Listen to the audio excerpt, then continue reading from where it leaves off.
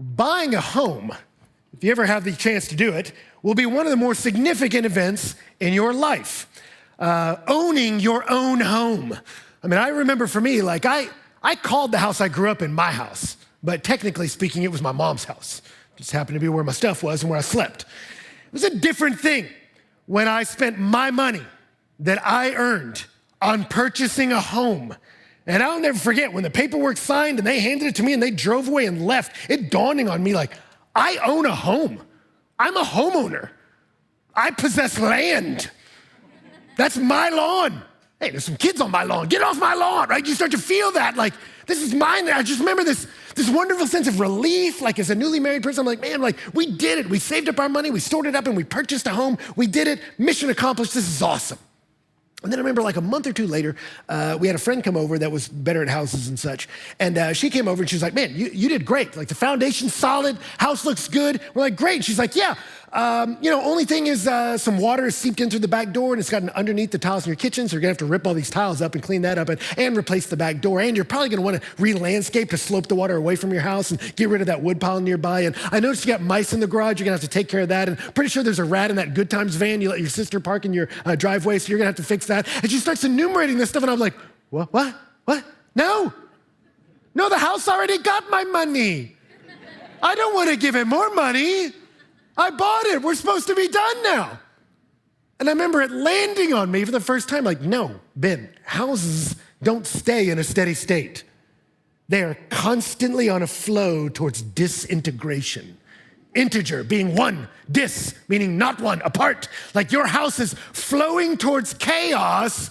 It involves an intentional, volitional act of the will to continue to make it a place that's warm and safe for your family to thrive. Now, why do I mention that? Because what's true of homes is the same of relationships. Relationships are constantly on a drift away from intimacy towards isolation. I mean, think about your high school friends, right? As soon as the sports team you were on disbanded, as soon as you graduated from that school, the vast majority of them you never spoke to again. Not unless you intentionally, volitionally worked to maintain those bonds, do you stay connected. We tend to flow towards isolation. It takes intentionality to work towards intimacy. And what's true of a home, what's true of friendships, is true of a marriage. Marriages require intentional and continual and volitional work to make them places that are warm and strong for your family to thrive. Because the pull of society is towards isolation. And I know some young married couples strain to understand that that could be possible. No, Ben, we dated, we courted, we fell in love. We did it. You'll just wait. You'll both go to work. You'll be there 8, 9, 10, 11, 12 hours. You'll come home, have 1 to 2 hours to dig deep and share your soul, or you can just turn on the TV. And then you have kids, and they have needs, and you gotta meet those needs, and you're even more tired. And then you look at each other and you go, are you good? You good? I guess, I don't know. And vacations where you rekindle the romance become chances to visit the in-laws. And on it goes. And then you wake up one day and you realize, hey, we're just roommates solving problems. And the fire of the intimacy grows low. And yet you don't fall out of love. You fall out of trying. And for marriages, we have to realize, like a fire must continually be stoked, like a house must continually be fixed, we have to intentionally work to repair and to refurbish the marriages in our life so they can be warm and strong for our families. And we're gonna watch today a couple do that. We've seen them feel the spark of attraction. We've watched them navigate the confusing thrill of courtship. We saw them consummate their marriage last week. Now we're gonna see their first bit of conflict. And we're gonna watch how they navigate it well.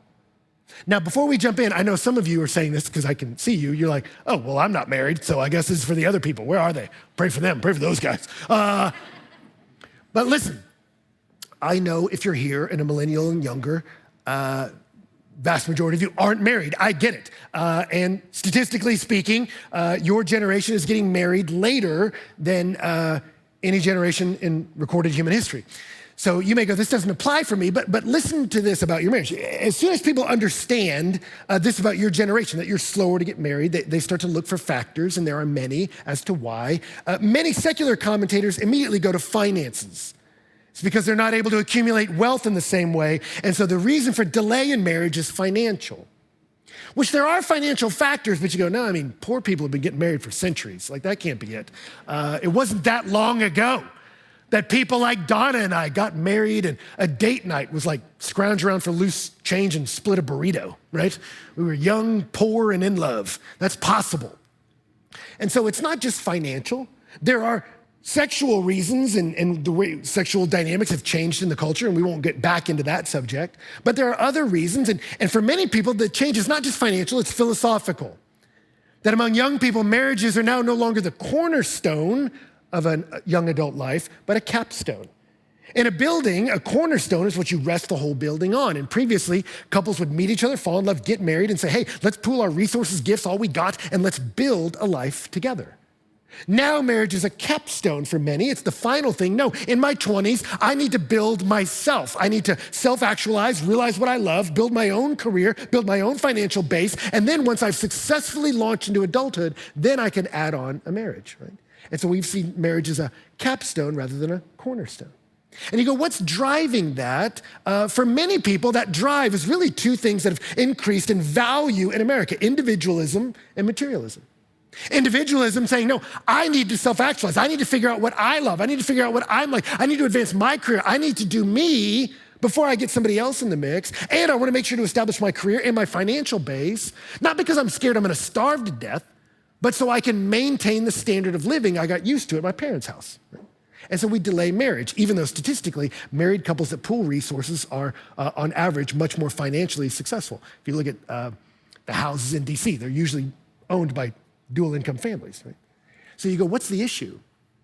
Well, what's driving a lot of the individualism and materialism in your generation, if you look at some of it, and I'm not saying any of this is good or bad, I'm just telling you what's going on, but underneath a lot of that for people, if we're honest, is fear.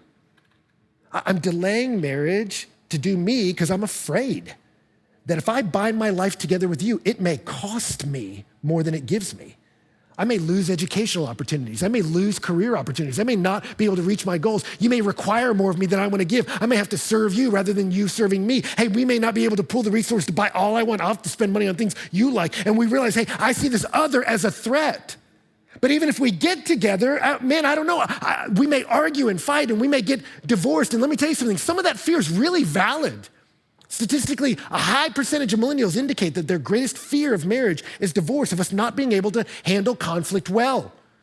And really, the CDC reported that out of 100 marriages in the US, 42 end in divorce. That you've not seen couples able to navigate conflict well. So part of the delay is fear. I don't know how to navigate conflict, and I'm scared that we will be able to dilute, and it'll cost us. So even if you're not married, we need to figure out, how do we navigate conflict well? Because let me tell you what's going to happen to this couple. Relationships are not in a steady state. And when you run into conflict, you'll either spring apart and be further apart, or if you link hands and move through it together, you can actually arrive at deeper intimacy. Conflict brings the possibility of deeper communication and deeper trust. And so we're going to watch this couple struggle well, and we're going to see them move through adversity into deeper intimacy. And I want to show you how to do it. So to begin, the woman's going to speak, and she's going to recount a moment that happened in their past. And I got to tell you this, biblical commentators go all over the place in their understanding of what's going on here, because it's a poem, and there's sort of an otherworldliness to it. As you're reading it, you'll sense it. Like, are these actual events? Or is all this a metaphor to describe what's happening to them emotionally? It's a little hard to say. And yet, I'll tell you what I'm gonna do. I'm gonna take more of a conservative interpretive approach to show you what all of us agree is the main emphasis that's being brought out in different parts of the text, all right? So we're gonna look at this. A couple navigate the fight for intimacy in the midst of conflict and miscommunication. And in verse 2, it begins. She says, I slept, but my heart was awake. Now my heart, does that mean she's asleep but she's dreaming? Is that what she means? I'm asleep but my heart's awake? Or is that a nickname for her beloved? Don't know, hard to say. But she says, I'm asleep and yet my heart was awake. Maybe this is a dream sequence. But then we do hear him, a sound. My beloved is knocking. Either way, she hears him knocking at the door, and then he begins to speak. Open to me, my sister, my love, my dove, my perfect one. Now question, What do you think that man has on his mind? This is all the language that he used on their wedding night, right? What is happening here? He's been listening to Marvin Gaye on the way home, probably, right? And so he shows up and he's like, wake up, wake up, wake up, wake up, right? I mean, he's getting excited for some good loving with the mistress. And he says, for my head is wet with dew and my locks with the drops of the night. It's a hard world out there, but I've overcome obstacles to be with you, my beloved sweet Princess Dove, right? And in verse 3, she responds, I had put off my garment. How could I put it on? I'd bathed my feet. How could I soil them? What kind of response is that? Well, in the original Hebrew, it sounds something like, I've got a headache. I've got work in the morning. I've already got my PJs on. I haven't shaved my legs. Stop. Insert whatever you want there, but basically, he's shut down, right? Record scratches, whoops. Marvin Gaye's done. Candles out, vibe check, not good. House lights turning on, okay. We've miscommunicated. We each have desires and they're going different directions. I want intimacy, you want to rest. And suddenly this couple that we've watched dance in beautiful union is going different directions. Right? And let me tell you something, that's gonna happen in marriage. A misalignment of your desires will lead to disconnect, miscommunication, and tension. That will happen. And let me tell you, that surprises some young couples. When I do weddings and say that, you're gonna disagree. They look at each other like, what, us? No, not us. And I'm like, okay, just watch. It's gonna happen. That he's gonna come home from a hard world and be in the mood for love, and he's gonna want romance and start touching you, and you'll go, hey, why don't you just clean up your underwear on the floor? Somebody clean up around here. I'm not gonna do it, I don't work for you. Or I've seen couples that she just wants to go out and have a night on the town with their friends, not another night at home on TV. And I've watched a couple go out for dinner. He slips away to go to the bathroom. 20 minutes later, she's like, where is he? Walks into the bar and he's watching the game on the TVs in the bar. I've watched a couple do this and she went, what are you doing? And he was shocked. He was like, well, the TVs are in here. And you're like, whoops, this date night's off to a bad start. Different desires, miscommunication, and suddenly there's tension in this area of romance. And what are we gonna do? Let me tell you this. You should cover this in premarital counseling, but I'll give you a preview if you're looking at marriage of the 5 greatest sources of conflict that are coming in your marriage. Married couples, feel free to amen or groan audibly when I get to yours. You decide which feels safest to you. Number 1, in-laws. Expectations of the other's families about how things should work, how much time you should spend with them during holidays, who should get the lion's share of each holiday, and their expectations of how you should run their family, which statistically, if you look at it, usually the biggest source of problems is her dad, that he's got ideas of how that man should be treating his baby girl. Number 2 is usually his mom, that she's got ideas of how you should care. So those usually are the 2 biggest conflict. They've got all kinds of ideas of how you should be taking care of their sweet baby, right? So you got conflict about in-laws. Number 2 is about money. And it's not necessarily about like, do we have enough? It's what's our value system when we determine how to spend it, right? I remember a young couple telling me once they went to the grocery store right after they got married and they're waiting there in line and he just kind of grabs some gum, throws it in there, they buy it. And she looked at me and goes, are we gonna talk about that? You gonna buy that? She's like, how many other things do you just buy? How much of our money are you just spending on, whatever you feel like? And he's like, it's a pack of gum. She's like, with my money, right? And suddenly you're like, oops, how do we spend our money? I've seen couples talk about that whenever she talks about something she thinks is essential, he starts talking about the need to save and responsibility, all right? And yet when he sees something he wants, suddenly it's essential and he purchases it right away. And you go, no, wait a minute. What's essential, what's optional, right? How do we spend our money? Number 3 is roles. Who does what? Who cleans up the house? Who does the dishes? Who cooks? A lot of us come in with assumptions from our family background of what the other will do. And how are we gonna work that out? And I talk to a lot of young couples, they go, oh, that's not gonna be a problem. We'll all do everything. Sure, yeah, good luck with that. You're gonna come in with different standards of what it means that something's done. He'll make the bed and thinks it looks fine. You think it looks like a disaster. I remember talking to a couple once where he was a bit of a neat freak and he would clean the whole kitchen, and they were telling a story of how she went to make a cup of coffee and she used a sugar packet but only wanted half the sugar, and so she just put the packet on the counter for later. That was a big talk later because he was like, I cleaned the kitchen and now it's not clean. She's like, what do you mean it's not clean? She's like, a sugar packet? Yeah, not clean, right? Whoops, miscommunication. The other one is kids. How many are you gonna have? When? Does she stay home to care for the kid when they're a baby? Do y'all bring a nanny into the house? Do you go private school, public? How do we manage how we take care of kids? Discipline, how do we do discipline? And number 5 is communication. Can we process how we feel? Can we navigate our expectations, particularly as it relates to sex? Right?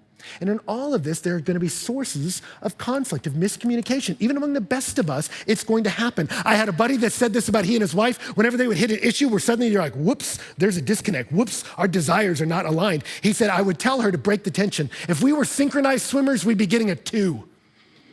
That synchronized swimmers get their scores by leaping in unison and leaping in unison. But inevitably, whatever the topic is, you'll leap and smack heads. Or you'll dive different directions and go, wait a minute. We have different goals. We have different desires. And our different goals and desires have led us to pursue what we want for ourselves. And when we pursue self-exaltation, it can lead to marriage disintegration. And if we're meant to be one, sometimes we're going to see our desires pull each other apart. Earlier in the book, it was outside stressors that were coming in on this couple. Now it's internal. We have desires that are misaligned, different desires, different priorities, different paths, and my feelings are hurt because you're not giving me what I want. When your mate's not coming through with what you want, how do you respond? What do you do when you're hurt? What's this man gonna do? Is he gonna retaliate?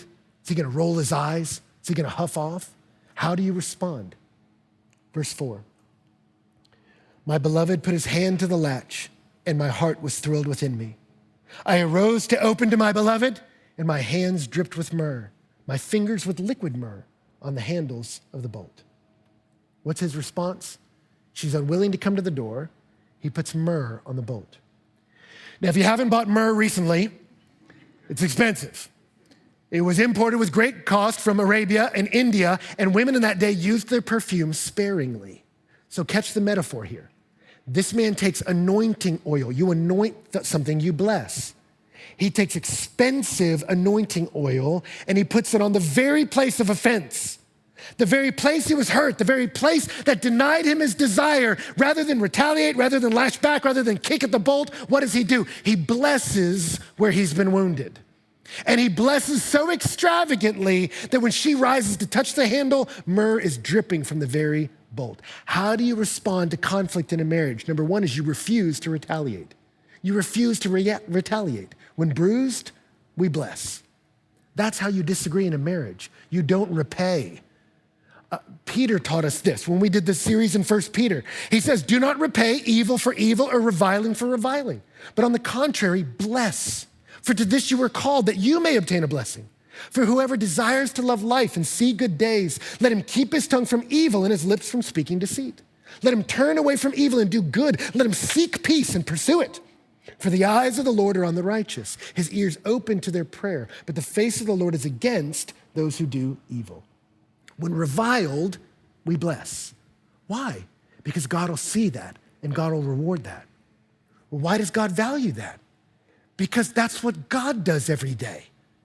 Matthew 5, Jesus said, I say to you, love your enemies. Pray for those who persecute you, so that you may be sons of your Father who's in heaven, for he makes his sun rise on the evil and on the good, sends rain on the just and on the unjust. God is kind to us even when we're not. God is gracious with us even when we dismiss him. And if we are the children of God, we should look like our dad, that we bless even when we're not blessed in return, right?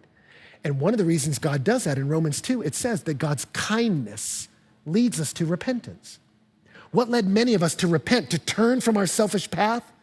The kindness of God won us over. And it's true in a marriage. If you just revile for reviling back, hit for hitting back, all you're gonna do is end up bruised and beaten. If you fight fire with fire, you just get more fire. And your house won't dilapidate and grow cold, you'll burn your house down. And that's not a good way to lead a marriage. You win through kindness. Princess Bride taught us this. You remember at the beginning of Princess Bride, Buttercup, it's kind of mean, certainly insensitive. She's ordering Wesley around. Fetch me that pitcher. But what does he do? You're not the boss of me. You don't know me. Does he do that? No. He doesn't cower in fear. He doesn't retaliate in anger. But he gently says, as you wish, and grabs the pitcher. And it's his kindness that melts her hard heart. And they fall deeply into a love, right? That's how it works. But if you fight fire with fire, you'll burn your house down. Proverbs 26 says, as charcoal to hot embers and wood to a fire, so is a quarrelsome man for kindling strife. Don't escalate. Don't insult back. That won't solve anything. That's foolish. Proverbs 14 says, the wisest of women builds her house, but folly with her own hands tears it down. Proverbs 10 says, hatred stirs up dissension, but love, it covers over all wrongs. Proverbs 15, better is a dinner of herbs where love is than a fattened ox with hatred with it. A hot-tempered man stirs up strife, but he who is slow to anger quiets contention. Proverbs 21, it's better to live in the corner of a housetop than in a house shared with a quarrelsome wife. It's better to live in a desert land than with a quarrelsome and fretful woman. Proverbs 29, a man of wrath stirs up strife, but one who gives to anger causes much transgression. One's pride will bring him low, but he who is lowly in spirit will obtain honor. If you're proud and selfish and arrogant, hit for hit back, insult for insult back, you just throw more wood on the fire. And husband, wife, your anger unchecked will burn your house down. When reviled, we do not revile back. When bruised, we bless. We refuse to retaliate. Boss Rutan was the first heavyweight champion of the UFC, right? The man made his career beating up men. And at the height of his fame in mixed martial arts, he was in an interview, and they asked him about his previous career. He was a bouncer at nightclubs. And so they wanted to hear the stories. They're like, oh man, what do you do when people are in nightclubs and their egos get bruised and they get mad and suddenly they start to yell and it goes from verbal assault to physical assault and things get rowdy? How do you handle the tension that inevitably happens when people's egos and alcohol are all mixed together? And he said, when I was at a bar, what I would do, he said, the first thing when I saw tensions rising is I'd compliment the guy. He said, as I saw people heating up, he'd come up and be like, hey guys, ooh, nice shirt, I like that. And he said, a compliment disrupted their anger. He said, and then I would empathize. I would say, hey, I know that was frustrating. Hey, I know that would be frustrating to me too. You understand where he's coming from? He said, and I would empathize and acknowledge where their feelings were hurt. And then after you acknowledge their hurt, you offer a different pathway. Hey, let me buy you each a round. Let's all relax. We can have fun. Let's enjoy tonight. Let's not escalate some direction we don't want to go. And he said, if I would compliment, empathize, open a different pathway, I would dissolve conflict. And you could tell the interviewer was a little bummed about it. He was hoping he would say like, well, you punch him in the throat or something like that. But he was like, no. The way you dissolve conflict is with kindness, right? You learn that from Boss Rutan, okay? The UFC fighter. That's how you do it. When reviled, we don't revile back. We bless, right? Don't wait until you think they deserve it. God didn't do that with us. We don't do that with our mate. You go first, or else no one will go, and you'll stand there while your house falls apart. You be the first one to bless. So he blesses her, myrrh upon the bolt. In the very place of offense, he will not be offensive back. And when he does that, it works. Her heart is stirred, and she arises to meet him. In verse 6, she says, I opened to my beloved, but my beloved had turned and gone. My soul failed me when he spoke. She said, I don't feel good about this sense of distance. So I sought him, but found him not. I called to him, but gave no answer. She realizes there's a disconnect. She realizes there's an emotional distance between us, and she doesn't like it. But rather than sit there, she does number 2. You rise up and seek reconciliation. I will not retaliate, but I will seek to reconcile. Reconcile, to conciliate, means to put on friendly terms again.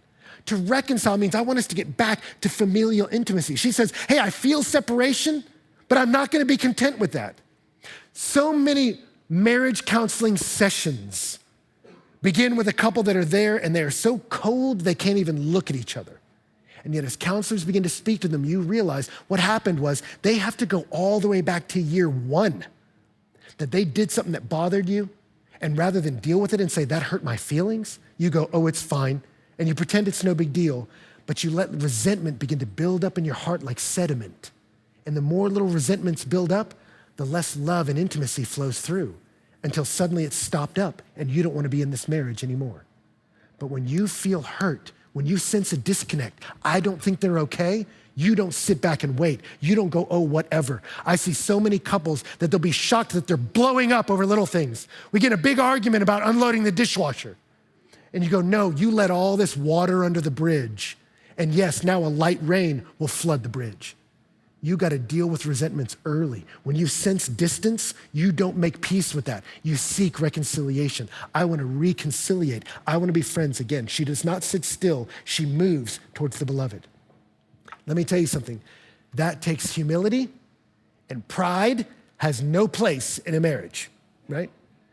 Mark Regnerus, who does quite a bit of study on love and romance in America, says this: the most reliable predictor of divorce, marrying before age 21. Why? Young divorcees, when compared to their counterparts who remain married, are more immature, more self-centered, more independent, less religious, and much more likely to describe themselves as attractive. What does all that mean? They're proud. I love me, and I'm too proud. And let me tell you something. If you're too proud to apologize, don't get married. Arrogance has no place in a marriage. And so you got somebody that does not apologize. Let me tell you, if you can't remember in this room the last time you apologized for something you did wrong, you're proud. And you need to stop for a moment and realize, hey, I'm a sinner too. And all the chaos around me may not always be somebody else's fault. It's funny, I've seen so many people do that. They'll watch relationship one after another fail, and they go, I don't know what's going on. And you go, well, what's the common denominator in each of these relationships? It's you. So maybe look inside and be willing to admit your faults. If you are thinking about linking up with somebody, but they can't ever admit that they're a sinner too and part of the cause of the chaos in the world, you be careful getting married. You need someone that's willing to pursue reconciliation. And you do that through humility of confessing. Let me tell you something in marriage. Your goal should never be to win the argument. If your goal is to win the argument, so many people, they fight for victory, but in doing so, they're fighting against their mate. And you might get victory at the cost of intimacy. You may win the fight, but you lose the heart of the person you were fighting with. You don't fight for you. You fight for y'all. You're looking for a team win. Your goal is not victory, your goal is intimacy. How do we get unity? And not just the uneasy piece of walking on eggshells. How do we get to real heartfelt unity where I hear your heart, you hear my heart. I believe you hear me, I believe I hear you, and I trust you. You fight for reconciliation, for intimacy. You're not fighting to win the argument, you're fighting to win the other person. And here she seeks him out, and she's humble in doing it. Can I give you some advice on that? Never storm out. You may need to take a beat if you're getting too heated, but don't slam the door, get in the car, and peel out, and then wonder if you're ever coming home. That's immature, that's childish. You make it clear, I may need a beat, but my goal is to get us back to working towards unity. Don't let the sun go down on your anger. You may need to take a moment, but don't take a month. So many marriages, the reason they end up in counseling, spending a lot of money, is because they were unwilling to deal with problems when they were small. And time does not heal all wounds. It doesn't have that power. It's you got to talk it out. The silent treatment is childish. It solves nothing. And I would say your body language is loud. You need to look at what you're communicating with what you say and what you don't say. Early on for me in marriage with Donna, I realized when we disagreed about something, my mind went into analytical mode, and I was instantly thinking, why what I thought was justified was rational and should therefore be adopted by all parties. And as I was describing this and understanding the clear logic that led me that A equals B and B equals C, so A equals C, and as I would talk about that, I learned that my tone mattered. I'd never really thought about my tone. But I wouldn't yell at her, but she had to tell me, I don't dispute your arguments. But she had to say, but the way it makes me feel is demeaned. The way you're explaining it makes me feel unloved. And it feels like you think I'm stupid, or it makes me feel less safe to share my heart. And let me tell you something, man. If your wife ever says something like that, what you don't say is, well, your feelings are invalid. Get over it. Like, that's not going to work. The moment you realize you've hurt your spouse, you stop. The war is not against you. You take the weapons out, drop the clip, empty the chamber, throw the weapon. You're like, no. I'm not fighting against you. This isn't a fight against you. We're fighting together. And I remember when I realized that about Donna, I didn't realize the way I was talking, how it came across to her. I didn't know that. I wasn't trying to hurt her, but I realized, but if it does, I don't want to do that. And I realized you had to risk telling me how you felt when I didn't feel like a safe person to say that to. And I'll never forget, I got up from the table, walked around and sat next to her, and I said, look, you're never the problem, and I'm never the problem. We are a team, and we're gonna put the problem on the table and deal with it together. Now, the problem may be money, the problem may be in-laws, the problem may be my hurt feelings, it may be yours. The problem may be something I'm insecure about or something you are, I don't know, but we're not gonna fight each other. We're not fighting with each other, we're fighting with each other. I'm not fighting for victory over you, I'm fighting for unity with you, because if we're together, we can overcome any one of these problems. And here you see this woman does it right. They do not retaliate, but she seeks reconciliation. We're gonna get this right, and we're gonna work on our tone. Verse 7, the watchmen found me as they went about in the city. They beat me, they bruised me, and they took away my veil, those watchmen on the walls.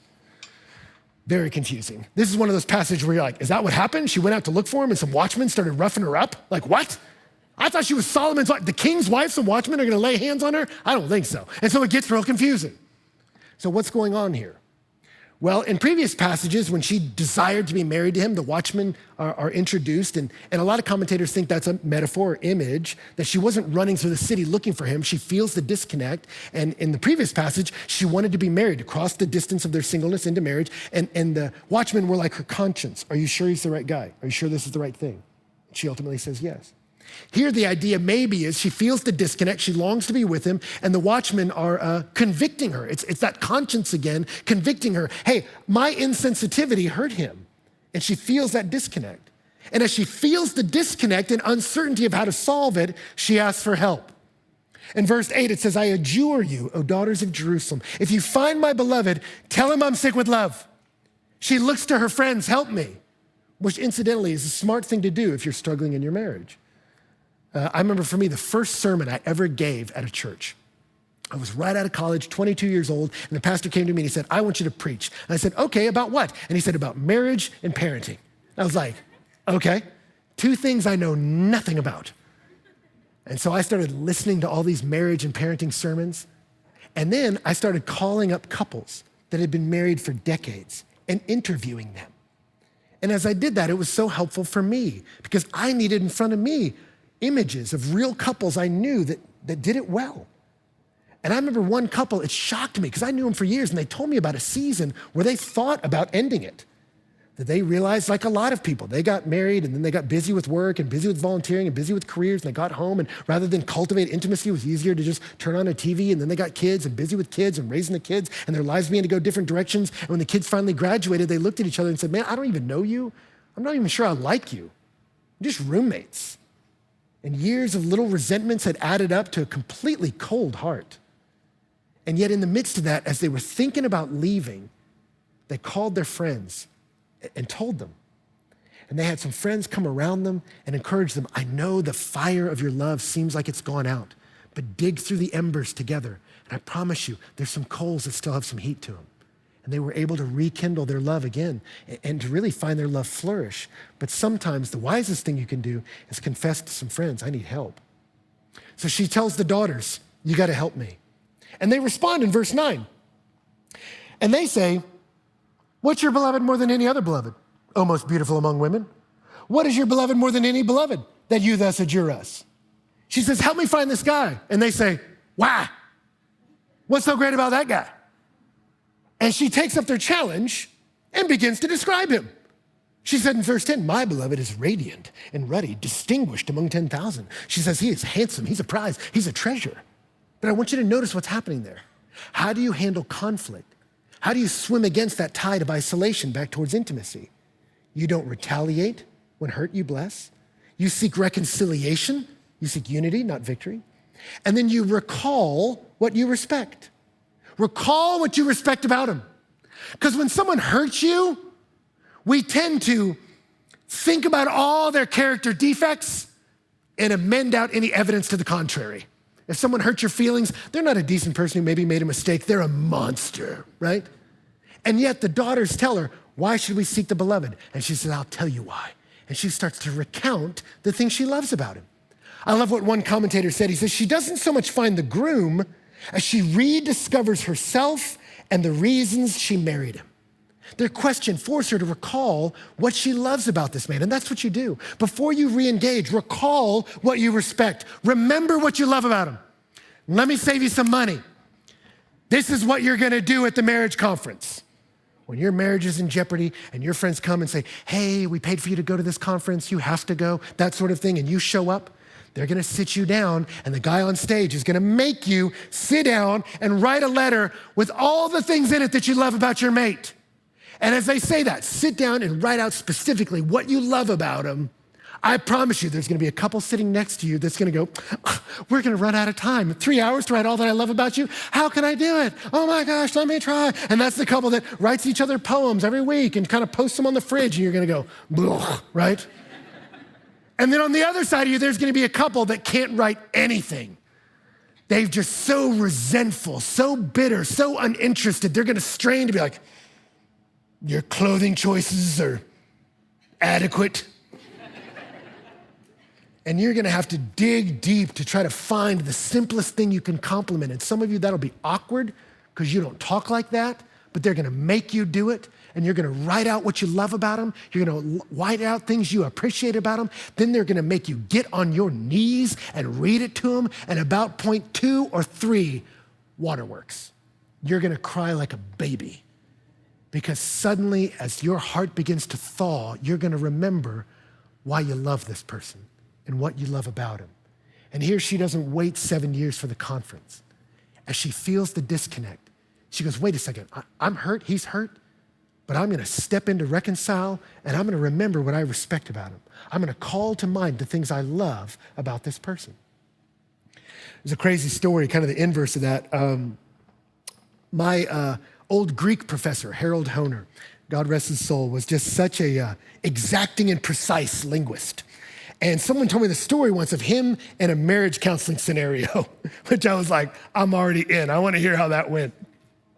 And he said he was sitting down with this couple, and the man was frustrated with his wife not being responsive to his needs and not caring for things that he valued, and was just so frustrated with this woman. And as he was recounting all her shortcomings, Dr. Honer at one point said, okay, so you've listed a few of her faults. Let's list all of her faults. Let's just get them all out there. And he came to a board and was like, what are some other faults of hers? She's a bad listener, okay. Not responsive to your needs sexually, all right. Anything else? Think she doesn't take care of herself physically? You wanna add that? All right, and the guy's like, well, are we doing this? And the wife's looking at him like, wait, what? What is this? We paid for this? And on, he just makes the guy's like, well, now that you mention it, and he just makes the guy fill up a board with all of her shortcomings. Isn't that nice? And then when he was done, is that all? The guy's like, yeah, I think that's it. Dr. Hunter was like, okay, let's see if we can sub out each of her sins for another sin. So you don't feel like she's as communicative. Would you rather her be violent and prone to fits of anger? He's like, what? No. I don't want that. He's like, no, okay. She's not responsive to your needs. Would you rather her be out in the night and you not know where she's spending her nights, just flinging herself from man to man? The guy's like, what? No. It's like, okay. Would you rather? And he just kept trying to sub out some sins for other sins. And the guy wasn't willing to sub out any. And so finally, at the end of the list, Dr. Hunter said, so you don't want to sub out any of her sins. Oh, so you just want a perfect woman. That's what you want. Yeah, I don't think they make those. Are you a perfect husband? Oh, you're not one either. Okay, so we have 2 imperfect people knit together. Now let's find out how to get along. Let me tell you the lie the enemy will lodge in you. As you married to somebody, their flaws will come to the surface, and you'll begin to see their flaws, and they'll irritate you, and then you will fantasize about the perfect other. And I've talked to many men that, sick of the flaws of their wife, will leap out to the mysterious romantic other and marry her, and then realize, oh, she's flawed too, and maybe in some worse ways, and maybe I made a mistake. There are no perfect people, and what your sin will do will lead you to highlight their inadequacies and downplay their virtues. You be careful. When you're frustrated, don't amend the data just to make yourself the victim. You look and say, what was desirable about this person?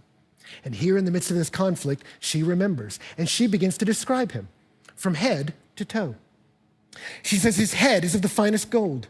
He's a prize. That's compared like to a deity. There's a nobility to him.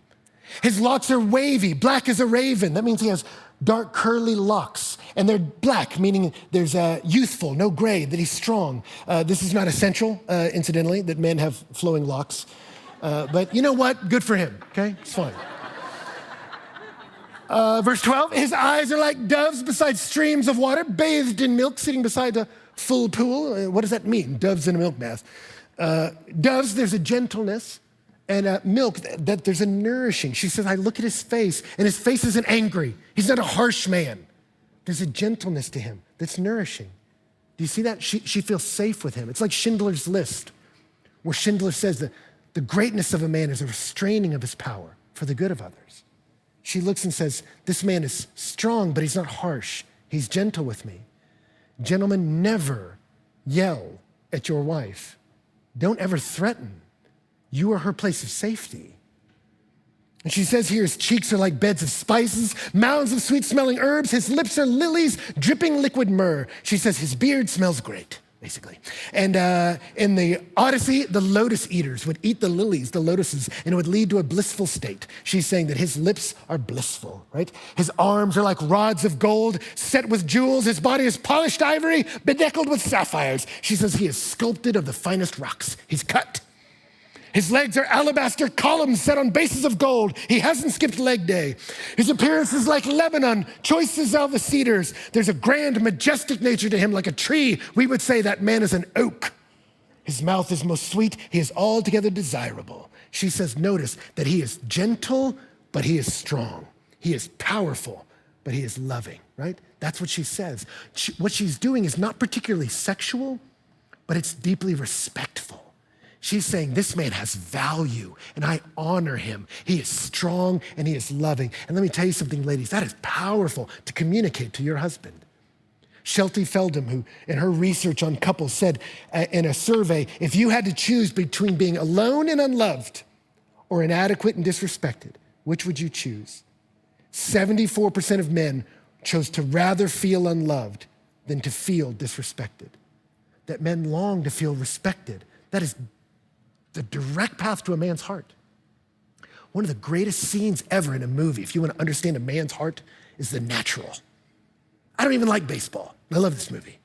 Robert Redford, fantastic at the plate, cranking balls out of the stadium. Crowd loves him. The crowd's going wild. So wonderful what he can do. And then he hits a slump. He's not able to perform. And game after another, he strikes out.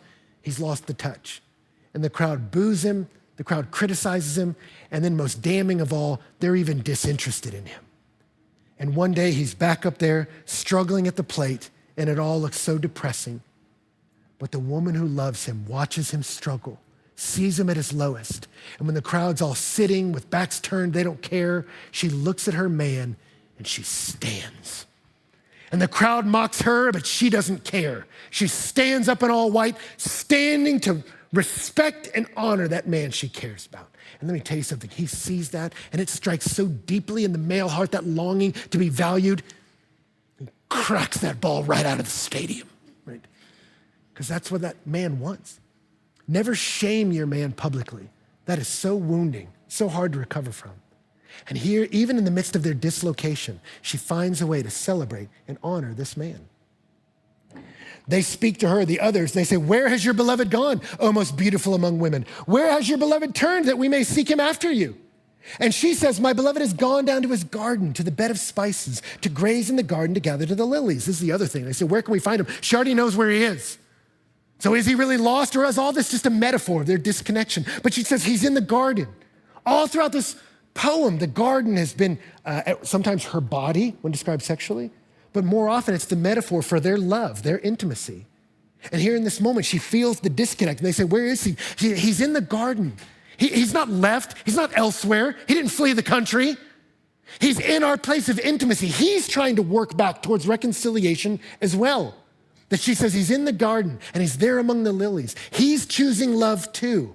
There's a commitment to resolve their conflict together. And she says in verse 3, I am my beloved is mine, and he grazes among the lilies. That's the next point. They respond to each other and reiterate their devotion. They reiterate their devotion. Our expectations, when misaligned, lead to frustration. But rather than pulling apart, we tell each other, no, I'm devoted to you. I choose you all over again. And you see the pronouns change in verse 4. He says, you are beautiful as Tirzah. Now they're talking to each other. That when they're hurt, they don't flee, they don't run off. They move towards each other. She moves to reconcile. He's there in the garden working it out. And as they come together and begin to talk, they're not harsh, but what do? They reiterate their devotion. She says, I'm my beloved's and he is mine. I belong to you and you belong to me. And when he sees her, he says to her, you're as beautiful as Tirzah, my love, lovely as Jerusalem, awesome as an army with banners. Tirzah was the most beautiful city in the north, Jerusalem the most lovely in the south. He says, you're the best the nation has to offer. You're as majestic as an army in full regalia. He looks at her and he says, you're awesome. You're awesome. That whenever there's conflict, it raises the specter of abandonment. Are you gonna walk out? Are you gonna leave? And notice in the midst of this, their relationship was not just built on desire, but devotion. I don't just lust after you, I choose you. My beloved is mine, and I am his. And you are the best in this nation has to offer. I choose you. And you see there's something settling about that he tells her, I am committed to our devotion. Gentlemen, emotional security is very important to women, even more than financial security. And ladies, I'm speaking on your behalf because again, statistically, Shelty, Feldham, and others found that when women were interviewed and were asked, would you rather choose financial struggles or struggles from a lack of closeness or intimacy in your relationship? Over 70% said struggle financially. I'd rather struggle together about how to make ends meet than to feel like we're miles away. That silence can be deafening. And here in the midst of their disconnect, he speaks honor to her. He says in verse 5, turn away your eyes from me, they overwhelm me. He says, this is intense. In Ugaritic, the same goddess is the goddess of love and war. Love is challenging, it's mystifying, terrifying. And he says, I feel vulnerable in all this. And yet in the midst of that, what does he do? He says, your hair is like a flock of goats sleeping down the slopes of Gilead. Your teeth are like a flock of ewes that have come up from their washing. All of them bearing twins, not one of them has lost its young. Your cheeks are like halves of a pomegranate behind their veil. What's he doing? Some of you go, wait, we've already done this. This is the same poem from their wedding night. He's saying, everything I loved about you in our young love, I love about you now. I haven't gone anywhere. I'm right here. Even though we're still in the midst of conflict, I choose you. The devotion hasn't waned. Now, he doesn't start talking about her fawn-like breasts or her garden locked. We're not in a sexual moment here. We're working out some stuff, right? And yet in the midst of this, he reiterates, I still prize you. And not only do I prize you, notice his praise elevates. He says in verse 8, there are 60 queens, 80 concubines, virgins without number, but my dove, my perfect one, is the only one of her mother, pure to her that bore her. He takes these archetypes of females, the noble queen, the hot concubine, the sweet girl next door. And he says, you're better than all of them. Even when we're in miscommunication, I'm not off seeking some other girl. I'm not re-downloading dating apps. I'm not on Facebook looking up old girlfriends. I choose you. You're better than all of them. I'm with you. What do you do when the well runs dry in the desert? Do you seek another well? No. You dig deeper, and the water's there and will come forth. And here, rather than searching for another well, he digs deeper. No, there's intimacy here. We will kindle afresh the desires of our heart by working together and respecting each other and reiterating our devotion. I choose you over and over again. He says in verse 10, who is this who looks down like the dawn, beautiful as the moon, bright as the sun, awesome as an army with banners? He looks at her and he says, I see you like the sun and moon. There's a majesty to you. I see you like an army in full regalia. He honors her. And let me tell you something, when you have that in a marriage, that you have someone working to reconcile, I don't want to win a victory over you, I want to win intimacy with you. I'm committed to reconciling. I choose to respect you and recall what I respect. And as I do that, I reiterate my devotion to you. I'm with you in the fight. When you have that kind of matrix, you can overcome any problem. Earlier in marriage, it may take longer. I remember for me with Donna, there were nights early in our marriage where we disagreed on something, and I just did not understand where she was coming from. And she did not understand where I was coming from. And I remember one night laying in bed and just feeling, we're laying next to each other, but feel miles apart. And I thought, this is how it happens. All these couples I've seen dissipate and dilapidate, it's because right now they accept this kind of distance. And I don't want to accept that. And so we had to find ways to work back. If I'm devoted to you, I choose you, I honor you, I respect you. And in that place of mutual devotion and trust, we can process any problem. And here this couple chooses each other again, chooses to speak kindly and respectfully. You tell them, hey, this is what you said, this is what I heard, this is how it makes me feel. And as you talk about what you think, what you meant, how you feel, for Donna and I, there were some problems it took us all night to solve, but joy came in the morning. And I look now at 18 years of marriage, and disagreements that used to take 6 hours to resolve now take less than 6 minutes, because I know her heart and she knows mine, and we flood each other with devotion and respect. You do this, and it gets better. And here she closes by saying, I went down to the nut orchard to look at the blossoms of the valley, to see whether the vines had budded, whether the pomegranates were in bloom. And before I was aware, my desire set me among the chariots of my kinsman, a prince. She said, we had a moment of difficulty, and I went down to the vineyard to see if it was still in bloom. And it was, and I was there, and I was set on the chariot of my beloved. You can return to kindle afresh your love as you work through conflict. As I talked to that couple that had almost separated, called their friends, they said, Ben, there was barely enough embers to keep the flames of conversation alive. But as we kept talking, we resolved conflict that we had let accumulate for years. And as we did that, as we swept away the years of dust and ash, we found the fire of affection was still there. And I said, what would you say about your marriage now? They said, it's stronger than ever. They said, we wish people that we knew that are married could know the kind of intimacy and joy we have now. And that's what I want for you. No conflict need to be the end. In fact, it can be the beginning of deeper intimacy if you walk through it together. And here at the end, I love it, they've resolved their conflict. The others tell her, return, O Shulamite, return that we may look upon you.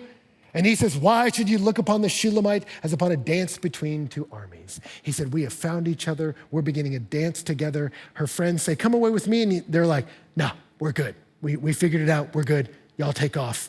Marvin Gaye's getting back on the record player. Right? Now, let me close with this. Some of you hear this and you need to text before this message is over. Hey, we need to talk. I have some things to apologize for, right? Some of you may need to get home and get on your knees and just apologize and not qualify it. I'm so sorry, because every time you do this and this and this, just own your part, and you begin to bring some heat back into a love that's grown cold. Others of us, maybe you need to pray and repent of your cynicism, that love is possible, that maybe God can keep the fires afresh, even in a cold and hostile day. But many of you may be sitting here and you go, well, Ben, I've destroyed relationships. I burned my house down. I let the love grow cold. Ben, I don't even know if I have within me the power to keep a relationship alive. And let me tell you something, you don't. Solomon made a mess of his life later in his years. The Bible doesn't hide the flaws of its heroes. And yet these principles work if you work them. But if we just left here with a pump-up speech and a couple of helpful tools, that's not sufficient. And that's not what the Bible offers us. It gives us a holy, perfect standard. And as we see it, it also shows us how far we've fallen short. And we're supposed to feel that. And as we do, we confess it and repent. And the Bible says in the midst of our imperfection, there's been one perfect person, Jesus Christ. And he's presented as the groom, the perfect husband who loved us when we didn't love him back, blessed us when we reviled him, chose us when we crucified him, poured out his blood so that we might live. And when you accept the love of God like that, coming through Jesus Christ, that kind of love becomes not just enough to begin to heal the broken parts of you, to begin to mend that which has been deeply wounded. It also gives you a resource of love to spend on others, that I can bless because I've been blessed. I can choose not to revile because I know what it is to be loved by the one who didn't revile me, that I have a source that can now be a source in this relationship. So before you get a relationship with a guy or girl right, let's get this relationship with God right. You don't have to come cleaned up. You just have to come honest about your sin and let a loving husband, Jesus Christ, wash you clean with the water of his word. That's what Ephesians says.